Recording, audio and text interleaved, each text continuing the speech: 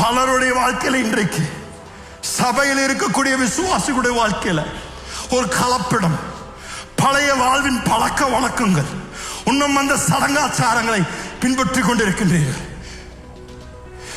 நீங்கள் எதை விட்டு தேவன் உங்களை விடுவித்தாரோ அதிலிருந்து விடுதலையாக நில்லுங்க.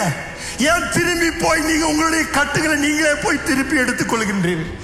ஏன் திருப்பி அந்த பழைய மனப்பான்மைக்குள் போய் கொண்டிருக்கின்றீர்கள்?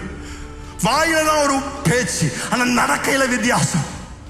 வாயில தான் யாரு வேணாலும் நான் கல்யாணம் பண்ணிப்பேன்னு சொல்லுவாங்க, ஆனா போய் அந்த குடும்பத்தோட பேசுவோம், நீ என்ன ஜாதி, உனக்கு யாரு, எங்கிருந்து வந்திருக்கிற? ஐயா நீங்க ரட்சிக்கப்பட்டவங்க தானே, தேவனுடைய ரத்தத்தினால கழுவப்பட்டவங்க தானே, அவருடைய ரத்தத்தை அவமதிக்காதீங்க. தேவனுடைய ராஜ்யத்தில் கிரேக்கரும் அல்ல, யூதரும் அல்ல, புறஜாதியும் அல்ல, ஒரே ஒரு ஜன கூட்டத்தார் மாத்திரம் தான் இருக்கிறாங்க. ரத்தத்தால கழுவப்பட்டவர்கள் ஒருவரே. ஒரு வைராக்கியம் வேலைங்க ஐயா.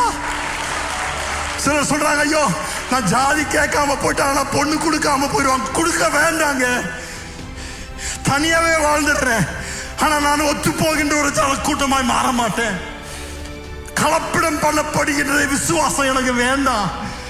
எனக்கு ஒரு வைராக்கியம் வேண்டும், ஒரு கிறிஸ்துவனுக்கு ஒரு வைராக்கியம் வேண்டும்.